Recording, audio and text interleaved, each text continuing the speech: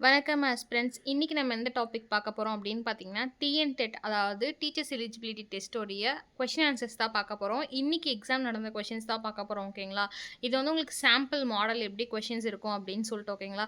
So பார்க்கும்போது 8ஆம் வகுப்புல முதல் யூனிட் என்ன அப்படின்னு பார்த்தீங்கன்னா, ஐரோப்பியர்களின் வருகை அதை பத்தி நம்ம பார்க்க போறோம். ஐரோப்பியர்கள் வருகையில 50 கொஸ்டின்ஸ் பார்க்க போறோம்.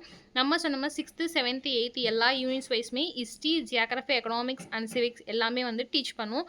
ஸோ அது மட்டும் இல்லாமல் அதில் தான் கொஷின்ஸ் கேட்போன்னு சொல்லியிருந்தோம். ஸோ இன்னைக்கு 23/2025க்கான கேள்வி அப்படின்னு பார்த்தீங்கன்னா, இந்தியாவின் ஐரோப்பியர்கள் வருகை அப்படின்றது டாபிக். முதல் கேள்வி பாருங்க. இந்தியாவில் வர்த்தக உறவுகளை முதலில் நிறுவிய ஐரோப்பிய சக்தி எது? ஓகேங்களா? இந்தியாவில் வர்த்தக உறவுகளை முதலில் நிறுவிய ஐரோப்பாயர்கள் யாருன்னா போர்ச்சுகீசியர்கள். ஓகேங்களா? போர்ச்சுகீசியருக்கு அப்புறம் தான் டச் வருவாங்க. டச்சுக்கு அப்புறம் தான் பிரிட்டிஷ் வருவாங்க. ஸோ அந்த ஞாபகம் வச்சுக்கோங்க யார் யார் வருவாங்க அப்படின்னு சொல்லிட்டு. ஓகேங்களா? இரண்டாவது கேள்வி பாருங்க. இந்தியாவுக்கான கடல் வழியை கண்டுபிடித்தவர் யார்? இந்தியாவுக்கான கடல் வழியை கண்டுபிடித்தவர் யார்? A Vasco da Gama, B Ferdinand Magellan, C Christopher Columbus, D Bartholomew Dias. ஓகேங்களா? யார் அப்படின்னு பார்த்தீங்கன்னா வாஸ்கோட காமா. உங்களுக்கே தெரியும் 1998களில் கோழிக்கட்டுக்கு வந்து இறங்குவார். கேரளாவில் இருக்கக்கூடிய கல்லிக்கத் அப்படின்னு சொல்லுவாங்க. அங்கே வந்து இறங்குவார்கள். மெக்கலன் அப்படின்றவர் யார் அப்படின்னு பார்த்தீங்கன்னா உலகை சுற்றி வந்த முதல் நபர் வந்து மெக்கலன் அப்படின்னு சொல்லுவாங்க. கிறிஸ்டோபர் கொலம்பஸ் உங்களுக்கே தெரியும் அமெரிக்காவை கண்டுபிடித்தவர் கிறிஸ்டோபர் கொலம்பஸ். இந்த பார்த்திலோமியோ டயஸ் அப்படின்றவர் 1453கள் 83கள் சில்லறையில் வந்துட்டு பார்த்திலோமியோ டயஸ் தான் வந்துட்டு என்ன பண்ணுவார்னா பாபிலோன் இருக்கு பார்த்தீங்களா, அங்கே வந்து ரீச் ஆகுவார். ஓகேங்களா? ஸோ இதெல்லாம் ஞாபகம் வச்சுக்கோங்க.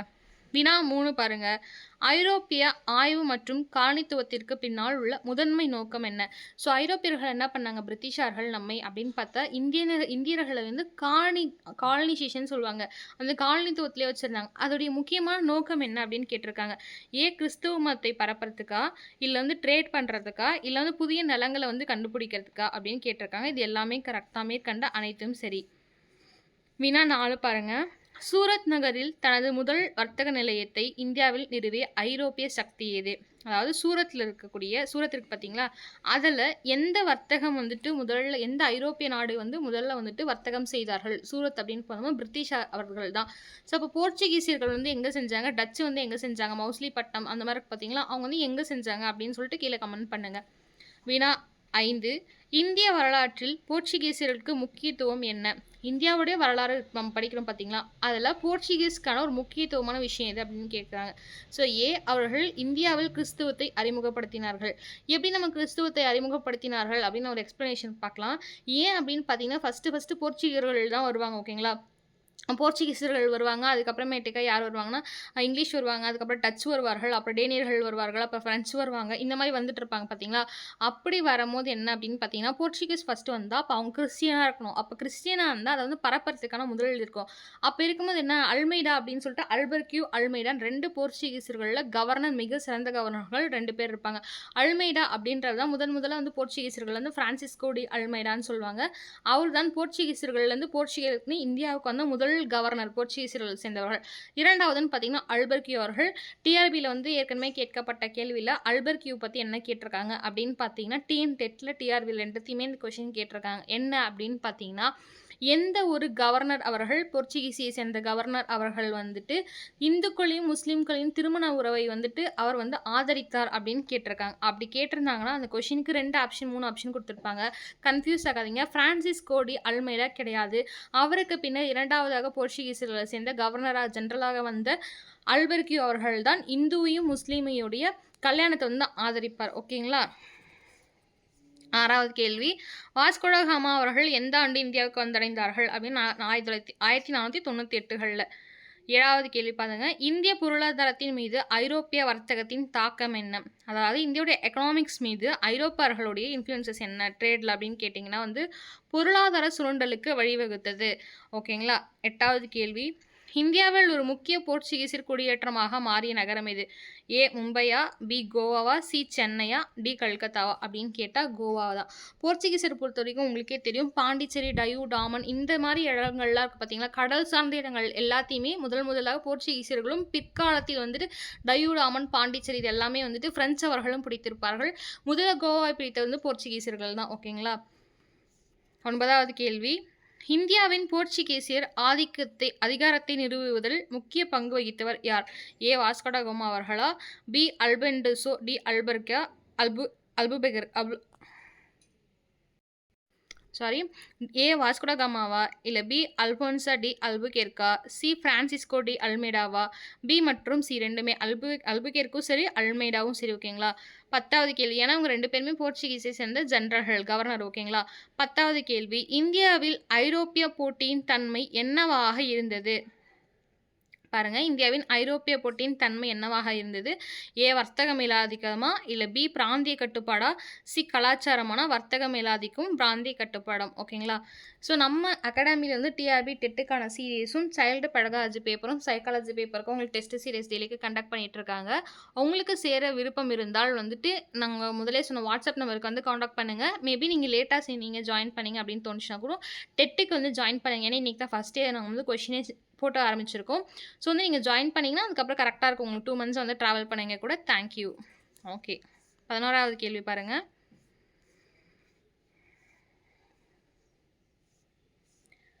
இந்தியாவில் போர்ச்சுகீசிய அதிகாரத்தின் வீழ்ச்சிக்கு முக்கிய காரணம் என்ன? ஃபர்ஸ்ட் என்ன கேட்டிருந்தாங்க, அவங்களுடைய போர்ச்சுகீசியர்களுடைய ஆதிக்கம் என்ன, எய்ம் என்னன்னு கேட்டிருந்தாங்க. இப்போ பாருங்கள், அதிகத்துடைய வீழ்ச்சி, பொருளாதார வீழ்ச்சியா, இராணுவத்தின் தோல்வியா, மற்ற ஐரோப்பிய சக்திகளிடமிருந்து போட்டியா அப்படின்னு பார்த்தீங்கன்னா எல்லாமே. ஏன்னா வந்து எக்கனாமிக்கலாக டவுன் ஆயிட்டாங்க, இராணுவமும் அவங்களுக்கு தோல்வி அடையுது. இதோட முக்கியமான பிரைமரி ரீசன் அப்படின்னு பார்த்தா ஐரோப்பியர்களாகிய பிரிட்டிஷார் அவர்களும் டச் அவர்களும் வந்துட்டு வராங்க. ஸோ அவங்களுடைய ஆதிக்கம் பிரிட்டிஷில் வந்துட்டு பிரிட்டிஷாருடைய ஆதிக்கம் போர்ச்சுகீஸில் அதிகமாக இருந்த காரணத்தால் போர்ச்சுகீசியர்கள் வந்து ஆதிக்கம் கம்மியாகுது. ஓகேங்களா. வினா 12 பாருங்க. இந்தியாவின் போர்ச்சுகீசிய ஆதிக்கத்திற்கு சவால் விடுத்த ஐரோப்பிய சக்தி எது அப்படின்னு பார்த்தா எல்லாமே தான், டச்சு, பிரிட்டிஷ், பிரெஞ்சு அவர்கள் எல்லாருமே.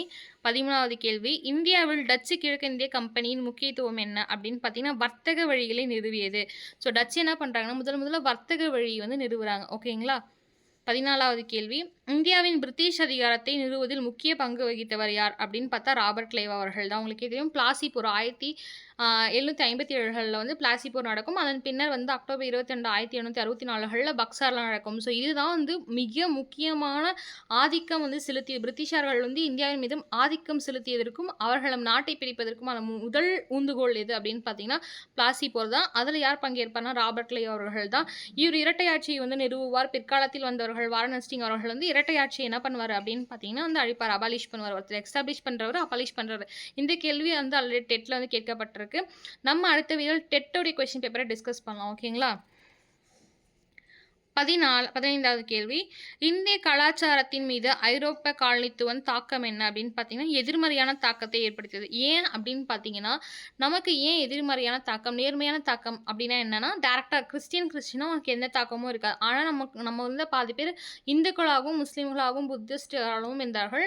ஆனால் கிறிஸ்துவர்களுடைய முறைப்படிகள் கலாச்சாரம் வந்து ஒரு மாதிரி இருக்கும். வெஸ்டர்னைஸ் மாடர்னைஸ் கலாச்சாரமாக இருக்கும். நம்மளுடைய கலாச்சாரம் வந்து ஒரு மாதிரி இருக்கும். ஓகேங்களா. ஸோ அப்படி இருக்கும் போது எதிர்மறையான பல தாக்கங்கள் வந்து கலாச்சாரத்திற்கு உட்பட்டு நிறைய வந்து உருவாகுது அப்படின்னு சொல்றாங்க. 16வது கேள்வி, இந்தியாவில் ஐரோப்பிய வர்த்தகத்தின் ஒரு முக்கிய மையமாக இருந்த நாடு எது? மேற்கண்ட அனைத்தும் தான். நான் மேலே கேட்டிருந்த மாதிரி போர்ச்சுகீசியர்கள் அப்படின்னும் போது கோவா போடணும், ஐரோப்பியர்கள் அப்படின்னும் போது ஐரோப்பியா எல்லாமே வரும். பிரிட்டிஷ் வரும், டச் வரும், டேனிஷ் வரும், பிரெஞ்சு வரும். இவர்கள் அனைவருமே ஐரோப்பா நாட்டை சேர்ந்தவர்கள் தான். அதனால் ஐரோப்பியர்கள் அப்படின்னு கேட்கும் போது மும்பை ஆகட்டும், சென்னை ஆகட்டும், கல்கத்தா ஆகட்டும், இது மூன்றுமே மாகாணங்கள், அதாவது ப்ராவின்சஸ் அப்படின்னு சொல்லக்கூடிய மாகாணங்களாகவும் மைய பகுதிகளாகவும் இருந்தது. ஓகேங்களா. அதுக்கு அடுத்தது பாருங்கள் 17 கொஷின்ஸ்லாம் இந்த மாதிரி தான் ஒரு சிம்பிளாக. ஏன்னா அவங்க கேட்கும் போது 1st to 5th, 5th to 8th அப்படி தான் கேட்பாங்க. மேபி இந்த டைம் 9th 10th அப்படின்றதுனால தான் நம்ம 8th முடிச்சுட்டு 6th 7th முடிச்சுட்டு 9th 10th லேட்டஸ்ட்டில் பார்ப்போம். ஓகேங்களா. இப்போ ஹிஸ்ட்ரி பார்த்துட்டு இருக்கோம். ஹிஸ்ட்ரி வந்து சீக்கிரமாக முடிச்சிருவோம். ஒரு 5 to 6 days வந்து 8th சிலபஸ் முடிச்சிருவோம். ஸோ ஹிஸ்ட்ரி வந்துட்டு ரொம்ப டைம் எடுக்காது. நம்மளை பொறுத்த வரைக்கும் 20 days முடிச்சிட்டா கூட ஜியோகிராஃபி, எக்கனாமிக்ஸ் இதெல்லாம் சேர்த்து நம்ம பார்த்துக்கலாம். இந்தியாவில் பிரிட்டிஷ் கிழக்கிந்திய கம்பெனியின் பங்கு என்ன? பிரிட்டிஷோடைய பங்கு அப்படின்னு பார்த்தீங்கன்னா வர்த்தக வழிகளை நிறுவியது. ஆல்ரெடி நம்ம பார்த்துருப்போம். யார்? டச் அவர்களும் வர்த்தக வழி நிறுவியார்கள். பிராந்தியங்களை கைப்பற்றது பிரிட்டிஷுடைய. டச்சை பொறுத்த வரைக்கும் வந்து பிராந்தியங்களை வந்து கைப்பற்றணும் அப்படின்ற ஒரு ஆசை இருக்காது. அவர்களை பொறுத்த வரைக்கும் வர்த்தகத்தை வந்து அதிகரிக்கணும், மக்களிடையே வந்துட்டு நம்ம வர்த்தகம் வந்து நிறைய வந்து இங்கே இம்போர்ட் எக்ஸ்போர்ட் இருக்கணும் யோசிப்பார்கள். போர்ச்சுகீசியர்கள் பொறுத்த வரைக்கும் அப்படிதான் இருப்பார்கள். ஆனால் கிறிஸ்துவ மதத்தை பரப்புவதற்கும் இருப்பார்கள். ஆனால் பிரிட்டிஷ் அவர்கள் என்ன நினைப்பாங்கன்னா கிறிஸ்துவ மதத்தை பரப்புறது, ட்ரேட், இது எல்லாத்தையும் விட ப்ரைமரியாக இங்கே இருக்கக்கூடிய மக்களை வந்துட்டு மாற்றுவாங்க. அதுவும் இல்லாமல் வந்து இடங்களை வந்து பிடிப்பார்கள். ஓகேங்களா. 18வது கேள்வி, இந்திய வரலாற்றில் பிளாசி போரின் முக்கியத்துவம் என்ன? இப்போ தான் சொன்னால் ராபர்ட் கிளைவ் அவர்களால் நடத்தப்பட்டதுன்னு சொல்லிட்டு. இந்தியாவில் பிரிட்டிஷ் ஆட்சியோட தொடக்கம் என்ன அப்படின்னு பார்த்தீங்கன்னா அந்த பிளாசி போர் தான் 1757 நடந்தது. அது மட்டும் இல்லாமல் பக்சார் போருடைய ஆண்டு நீங்கள் ஞாபகம் வைத்துக் கொள்ள வேண்டும். ஆண்டை விட தேதி 22 அக்டோபர் தேதி நல்லா ஞாபகம் வச்சுக்கணும். ஓகேங்களா? நெக்ஸ்ட் கேள்வி பாருங்கள். பிரிட்டிஷ் காலத்தில் இந்தியாவின் கவர்னர் ஜெனரலாக இருந்தவர் யார்? பிரிட்டிஷுடைய காலத்தில் இந்தியாவுடைய கவர்னர் ஜெனரலாக இருந்தவங்க எல்லாமே தான். ராபர்ட் கிளைவ் ஆகட்டும். இந்த இடத்துல நீங்கள் கன்ஃபியூஸ் ஆக தேவையில்ல. நீங்கள் ராபர்ட் கிளைவ் நிறைய பேர் சூஸ் பண்ணுவீங்க. ஸோ அப்படி சூஸ் பண்ணாதீங்க, எல்லாருமே தான். 20வது கேள்வி. இந்திய பொருளாதாரத்தின் மீது ஐரோப்பிய காலனித்துவத்தின் தாக்கம் என்ன? இந்தியாவோட எக்கனாமிக்ஸ் மீது தாக்கம் என்ன அப்படின்னு கேட்டிங்க அப்படின்னா பொருளாதார சுண்டலுக்கு வழிவகுத்தது. இந்த கேள்வி முதல்ல பார்த்துட்டோம். இந்தியாவில் தங்கள் காலனிகளுக்காக அறியப்பட்ட ஐரோப்பிய சக்தி எது அப்படின்னு பார்த்தீங்கன்னா எல்லாமே, அதாவது போர்ச்சுகீசியர்கள், பிரிட்டிஷ், பிரெஞ்சு எல்லாமே. 22வது கேள்வி. சப்சிடரி அலைன்ஸ் சிஸ்டம், அதாவது துணைப்படை திட்டத்தின் முக்கியத்துவம் என்ன அப்படின்னு கேட்டிருக்காங்க. பாருங்கள், பிரிட்டிஷார்கள் இந்தியாவின் ஆட்சி தொடக்கத்தை குறிக்கிறது. பி, இது இந்திய ராஜ்யங்களின் முடிவுக்கு வழிவகுத்தது. சி, இது பிரிட்டிஷ் பிராந்தியங்களின் விரிவாக்குவதற்கு வழிவகுத்தது. டி, கலாச்சார பரிமாற்றத்தை ஊக்குவித்தது. ஸோ சப்சிடரி அலைன்ஸ் உங்களுக்கே தெரியும். ஓகேங்களா? ஸோ அந்த சப்சிடரி அலைன்ஸ் வந்து யாரை வந்து கொண்டு வந்தார்கள் அப்படின்னு கீழே கமெண்ட் பண்ணுங்கள். அதாவது துணைப்படை திட்டத்தை கொண்டு வந்தவர்கள் யாருன்னு சொல்லிட்டு. இது வந்து எதுக்கு வந்து வழிவகுத்து, இது முக்கியத்துவம் என்ன அப்படின்னு பார்த்தீங்கன்னா பிரிட்டிஷார் அவர்களுக்கு வந்து பிராந்தியங்கள் இருக்குது பார்த்தீங்களா, அந்த பிராந்தியங்களை விரிவாக்கம் செய்யறதுக்கு, அந்த நாடுகள் பிராந்தியங்களை விரிவாக்கம் செய்யறதுக்கான ஒரு வழிவகுத்தது தான் சப்சிடரி அலைன்ஸ் அப்படின்னு சொல்கிறாங்க. 23வது கேள்வி. பிரான்சோடி, இங்கே நான் ஏன் வந்து ரிப்பீட்டடாக இந்த மாதிரி கொடுத்துருக்கேன், ஃப்ரெண்ட்ஸ் என்ன, இங்கிலீஷ் என்ன, போர்ச்சுகீஸ் என்ன, டச்சு என்ன, அவங்க முக்கியத்துவம் என்ன, முக்கியம் இல்லாதது என்ன, இம்பேக்ட் என்னன்னா, இது எல்லாமே நீங்கள் கம்பல்சரி தெரிஞ்சிருக்கணும். ஏன்னா அந்த மாதிரி சின்ன சின்ன டிஃப்ரென்ஷியேட் தெரிஞ்சுக்கிட்டா தான் நீங்கள் வந்து ஒரு சின்ன மிஸ்டேக்ஸ்லாம் நிறைய பண்ண மாட்டீங்க. ஏன்னா நம்மளை தெளிவாக படிச்சப்போ சின்ன சின்ன இடத்துல மிஸ்டேக்ஸ் பண்ணுவோம். இப்போ வந்து ஆங்கிலேயருக்கு இது வருமா, இல்லை ஃப்ரெண்ட்ஸுக்கு வந்து இது வருமா, அந்த மாதிரி மிஸ்டேக்ஸ் பண்ணுவோம். ஸோ அதனால தான் இந்த கேள்விகள் நாலு கண்ட்ரீஸுமே, ஐ மீன் 4 ஐரோப்பிய நாடுகளையுமே திருப்பி திருப்பி கேட்டிருக்கேன். இந்தியாவில் பிரெஞ்சு அதிகாரத்தை நிறுவுவதில் முக்கிய பங்கு வகித்தவர் யார் அப்படின்னு பார்த்தீங்கன்னா ஏ, பிரான்சிஸ்கோ மார்டினா, பி, டியூப்ளேவா, இல்லை சி, ராபர்ட் கிளைவ் அவர்களா, டி, வாஸ்கோ காமா அவர்களா அப்படின்னு பார்த்தீங்கன்னா பிரெஞ்சு அப்படின்னு சொல்லும் போது டியூப்ளே அவர்கள் தான் வருவாங்க. ஏன் அப்படின்னு பார்த்தீங்கன்னா ராபர்ட் கிளைவ் அவர்கள், வாஸ்கோ காமாவும் போர்ச்சுகீஸை சேர்ந்தவர்கள். அப்போ உங்களுக்கு போர்ச்சுகீஸில் வரமாட்டாங்க. ராபர்ட் கிளைவ் அவர்கள் இப்போ தான் பார்த்தோம் பிளாசி போரில் முக்கியமான நபர். அவர்கள் இரட்டை ஆட்சி அப்படின்ற ஒரு விஷயத்தை ஸ்டார்ட் பண்ணுவார் அப்படின்னு சொல்லிட்டு. ஓகேங்களா? அப்போ பார்த்தா ராபர்ட் கிளைவ் அவர்களும் வரமாட்டாங்க. டியூப்ளே அவர்கள் தான் என்ன பண்ணுவாங்கன்னா ஃபஸ்ட்டு நம்ம முதல் கர்நாடகா போர் அப்படிலாம் பார்க்கும்போது டியூப்ளே அவர்கள் வருவார்கள். ஃப்ரெண்ட்ஸு வந்து முதல் கர்நாடகா போரில் ஜெயிப்பாங்க. ஒரு சின்ன படையை வச்சு ஆங்கிலேயர்களை விரட்டடித்தார்கள் அப்படின்ற மாதிரி ஃப்ரெண்ட்ஸ் வரும். சென்ட் தோமஸ் அந்த போல் சர்ச்சுக்கு அந்த மாதிரி கூட சென்னைகள் வரைக்குமே வந்துடுவாங்க. அதுக்கப்புறமேட்டுக்கா பிரிட்டிஷார்களும் இவர்களுக்கும் ஒரு ட்ரீட்டி போட்டு உடன்படிக்கை போட்டு முடிச்சுவாங்க. ஸோ அப்போ பார்த்தீங்கன்னா டியூப்ளேஸ் அவர்கள் டியூப்ளே அப்படின்னு சொல்லுவாங்க, ஆங்கிலத்தில் டியூப்ளெக்ஸ்ன்னு சொல்லுவாங்க. டியூப்ளே அவர்கள் தான் பிரெஞ்சு நிர்வாகத்தில் முக்கிய பங்கு வகித்தார். இந்திய சமூகத்தின் மீது ஐரோப்பா காலனித்துவத்திற்கான தாக்கம் என்னென்னா சமூக சுரண்டலுக்கு வழிவகுத்தது. இந்திய ஐரோப்பாவில் காலனித்துவத்தின் மரபு என்னென்னா எல்லாமே தான். பொருளாதாரமாகட்டும், கலாச்சாரமாகட்டும், அரசியல் எல்லாமே. 26வது கேள்வி. இந்தியாவில் பிரிட்டிஷ் கிழக்கிந்திய கம்பெனியின் முதன்மை நோக்கம் என்ன அப்படின்னு பார்த்தீங்கன்னா நம்ம முதல்ல போர்ச்சுகீசியர்களும் டச்சும் கேட்டோம். இப்பொழுது பிரிட்டிஷ். கிறிஸ்துவ மதத்தை பரப்புவதாக கேட்டால் நான் ஃபஸ்ட்டே சொன்னால் அது அவங்களுக்கு செகண்டரியாக தான் இருந்தது. ஆனால் போர்ச்சுகீசியர்கள் வந்து இந்த மதத்தை பரப்பினார்கள். ஆனால் அவங்க பொறுத்த வரைக்கும் ட்ரேடு பண்ணுறதுக்கும் ரெப்ரசன்டேட்டிவ், அதாவது இங்கே இருக்கக்கூடிய பிராந்தியங்களை வந்துட்டு கைப்பற்றுறது தான் அவங்களுடைய கொள்கையாக இருந்தது. பிரிட்டிஷ் கிழக்கிந்திய கம்பெனி இந்தியாவில் அதன் இருப்பை நிறுவிய போது முகலாய பேரரசர் யார்? பிரிட்டிஷ் கிழக்கிந்திய 1600களில் வந்து ஈஸ்ட் இந்தியா கம்பெனி வருவார்கள். ஓகேங்களா? அந்த டைமில் முகலாயர்கள் வந்து ஆட்சி செய்து கொண்டிருப்பார்கள். உங்களுக்கே தெரியும். அப்போ பாபர் வந்து 1520களில் 26களில் பானிபட் நடக்கும். அப்போ அவர் வந்து முடிஞ்சுவார். 4 வருஷம் தான் அவர் ஆட்சி புரிவார். அதுக்கப்புறம் உமாயூன் அவர்கள் வருவார். 45, 44 அந்த காலகட்டங்களில் ஷெர்ஷா சூரி அவர்கள் வருவார்கள். மீண்டும் வந்து 55களில் உமாயூன் அவர்கள் வருவார். அதுக்கப்புறம் யார் வருவாங்கன்னா ஜஹாங்கீர் அவர்கள் வருவார். ஓகேங்களா? அக்பர் வருவார். அதுக்கப்புறம் அவர் மகன் ஜஹாங்கீர் வருவார். அதுக்கப்புறம் ஷாஜகான் வருவார். அப்போ நீங்கள் இந்த காலவரிசை அப்படின்னும் போது முகலாயர்களுடைய பீரியட் நீங்கள் பார்த்துருந்தீங்க அப்படின்னா உங்களுக்கு வந்து கரெக்டாக தெரிஞ்சிருக்கும். ஓகேங்களா? அப்போ யார் வருவாங்க, யார் வரமாட்டாங்க அப்படின்றது உங்களுக்கு தெரிஞ்சிருக்கும். ஃபஸ்ட்டே வந்துட்டு இவங்க வருவாங்க, வரமாட்டாங்க. 1600கள் சில்லற அப்படின் போது உங்களுக்கு யார் வருவாங்கன்னு தெரிஞ்சிருக்கணும். ஸோ ஜஹாங்கீர் அவர்கள் அப்படிதான், அவர் தான் வந்து பிரிட்டிஷ் கிழக்கிந்திய கம்பெனி வந்து இருப்பை வந்து இது பண்ணுறதுக்கு உறுதுணையாக இருந்தார். வினா 28 பாருங்கள். இந்திய கைவினைஞர்கள் மீது ஐரோப்பா காலனித்துவத்தின் தாக்கம் என்ன? முக்கியமான கேள்வி. இந்த கேள்வி TNTல வந்து ஏற்கனவே கேட்டிருக்காங்க. ஓகேங்களா? ஐரோப்பிய பொருட்கள் போட்டியால் அவர்கள் பாதிக்கப்பட்டனர்கள். இது ஏன் அப்படின்றது நம்ம எக்ஸ்ப்ளனேஷனோட பார்க்கலாம். பாருங்கள், புதிய தொழில்நுட்பங்களால் அவர்கள் பயனடைந்தார்கள் அப்படின்னு பார்த்தீங்கன்னா வந்துட்டு ஃபர்ஸ்ட் ஒன். பி பாருங்க, ஐரோப்பிய பொருட்களின் போட்டியில் அவர்கள் பாதிக்கப்பட்டார்கள். சி, அவர்கள் பாதிக்கப்படாமல் இருந்தார்கள். டி, அவர்கள் அதிகாரம் பெற்றனர். ஸோ இங்கே என்ன கேட்குறாங்கன்னா, கிராஃப்ட் எல்லாம் செய்வாங்க பார்த்தீங்களா, கைவினை செய்வாங்க பார்த்தீங்களா, அந்த கிராஃப்ட் ஆகட்டும், நிறைய வந்துட்டு ட்ரெஸ்ஸஸ் என்னெல்லாம் நம்ம கைவினை பொருட்களில் செய்கிறோமோ வந்துட்டு மண்பானை ஆகட்டும், இது எல்லாமே என்னது, கிராஃப்ட் சிஸ்டம் வந்து கையால் செய்கிற எல்லாமே வந்துட்டு இங்கே பாதிக்கப்படுது. ஏன்னா ஐரோப்பியர்கள் பிரிட்டிஷ்னா அப்பயும் மிஷினரிஸ்லாம் யூஸ் பண்ண ஆரம்பிச்சாங்க, டெக்னாலஜிலாம் அவங்ககிட்ட இருந்தது. ஸோ அவங்க பண்ணும்போது நிறைய ஈஸியாகவும் இருந்தது, அந்த காஸ்ட்டு வந்து கம்மியாகவும் கொடுத்தாங்க. ஸோ அப்படி கொடுக்கும்போது இந்திய மக்களும் சரி, ஐரோப்பியவர்கள்லேருந்து வந்து இந்தியர்களும் சரி, ஐரோப்பியாவிலேருந்து இந்தியாவிலேருந்து தங்குவாங்க பார்த்தீங்களா, அவங்களும் என்ன பண்ணாங்க, காஸ்ட்டு கம்மியாக இருக்குது, நம்ம வந்து முதலீடு வந்துட்டு கம்மியாக தான் போடுறோம் அப்படின்ற மாதிரி என்ன பண்ணுறாங்க, ட்ரெஸ்ஸஸ் ஆகட்டும், இல்லை கைவினை பொருட்கள், கிராஃப்ட் ஆகட்டும், எல்லாமே கம்மியாக வாங்க ஆரம்பிச்சிட்டாங்க. அப்போது தேவைக்கு அந்த ஊதியம் இருக்குன்னு சொல்லுவோம் பார்த்தீங்களா, இந்தியர்கள் வந்து கையால் செய்யப்பட்டதற்கான ஒரு ஊதியம் இருக்கணும். அப்போது அந்த ஊதியம் வந்து நமக்கு தேவை பார்த்தீங்களா, ஆனால் அந்த ஊதியம் வந்து அவங்க கிடைக்கல. ஸோ வந்து பாதிக்கப்படுகிறார்கள். கம்மியான காசில் யார், ஐரோப்பியர்கள் வந்து இங்கே விற்பதனால பாதிக்கப்படுகிறார்கள் கைவினையாளர்கள். வினா 29 பாருங்கள். புதுச்சேரியில் அதன் செல்வாக்கத்திற்கு அறியப்பட்ட ஐரோப்பியர்கள், உங்களுக்கே தெரியும் ஃப்ரெண்ட்ஸ் அப்படின்னு சொல்லிட்டு. 30வது கேள்வி. இந்தியாவில் ஐரோப்பிய காலனித்துவத்தில் குறிப்பிடத்தக்க விளைவு என்ன அப்படின்னு பார்த்தீங்கன்னா, மேற்கண்ட அனைத்தும். அரசியல், கலாச்சாரம், பொருளாதாரம். இந்தியாவில் பிரிட்டிஷ் ஆட்சி நிறுவுவதில் முக்கிய பங்கு வகித்தவர் ராபர்ட் கிளைவ் அவர்கள். இந்திய விவசாயத்தின் மீது ஐரோப்பிய காலனித்துவத்தின் தாக்கம் அப்படின்னு பொருளாதார சுரண்டல்.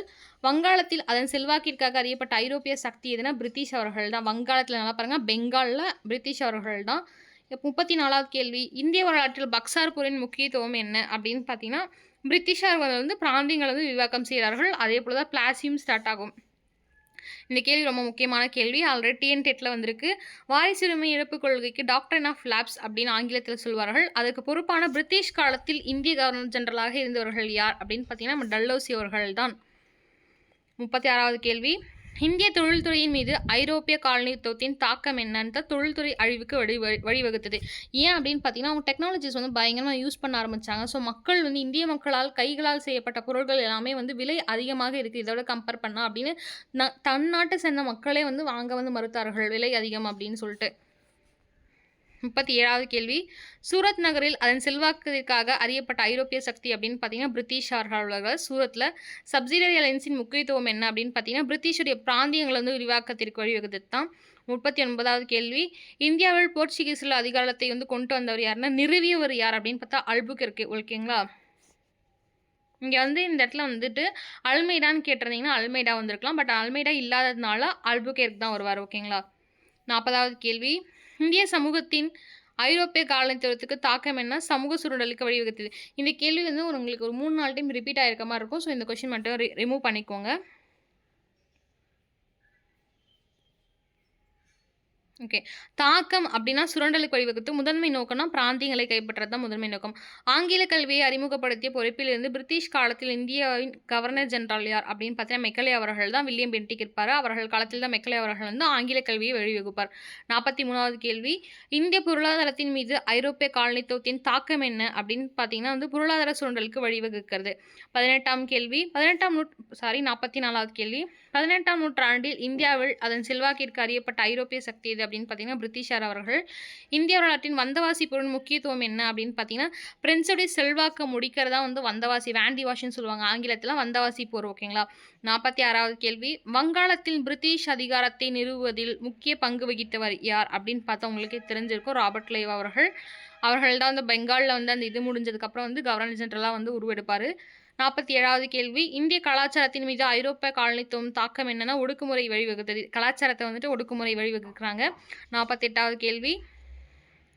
ஐரோப்பியர்கள் பார்க்கும் இந்த கேள்வி ஆல்ரெடி பார்த்துட்டோம். இந்தியாவில் அரசியலமைப்பின் மீது ஐரோப்பிய காலனித்துவம் நீடித்த தாக்கம் என்ன, நீடித்த தாக்கம்னு கேட்டிருக்காங்க. ஆல்ரெடி முன்னாடி கேட்ட தாக்கம் இல்லை, ஒரு வார்த்தை தான் மாறி இருக்கு. நீடித்த தாக்கம் அப்படின்னா வந்து இந்தியாவோட ஒருங்கிணைப்புக்கு வந்து வழிவகுத்தது அப்படின்னு சொல்லிட்டு சொல்லியிருக்காங்க. 50வது கேள்வி. ஐரோப்பிய காலனித்துவம் இந்தியாவின் எதிர்காலத்தை எவ்வாறு வடிவமைத்துனா, சுதந்திர இயக்கங்களுக்கு வழிவகுத்தது. ஸோ ஐரோப்பியர்கள் வந்ததுனால நமக்கு வந்து சுதந்திர இயக்கங்கள் வந்து அதிகமாகுது. ஸோ டிஎன்-டெட்டுக்கான முதல் வினாத்தாளி தான். ஓகேங்களா. நம்ம வந்து டிஆர்பின்னு 2-3 வினாத்தாள் நம்ம பார்க்கலாம். நாளைக்கு டிஎன்-டெட் ப்ரீவியஸ் இயர் கொஸ்டின்ஸுமே பார்க்கலாம். ஓகேங்களா. நன்றி ஆஸ்பிரண்ட்ஸ். உங்களுக்கு நம்ம டிஎன்-டெட்லையோ இல்லை டிஆர்பிலையோ சைல்டு பெடகாலஜிலையோ இல்லை சைக்காலஜிலையோ ஜாயின் பண்ணணும் அப்படின்னு விருப்பம் இருந்துச்சுன்னா, மேலே கொடுக்கப்பட்ட நம்பருக்கு வந்து நீங்கள் மெசேஜ் பண்ணுங்கள், உங்களுக்கு ரிப்ளை பண்ணுவாங்க அகாடமி சார்பாக. ஓகே. 8940787647 இந்த நம்பருக்கு மெசேஜ் பண்ணுங்கள். நிறைய பேர் வந்து 10th யூனிட் வந்து நடத்துங்க மேம் அப்படின்னு சொல்லியிருக்கீங்க. கண்டிப்பாக நடத்தலாம். Thank you, aspirants.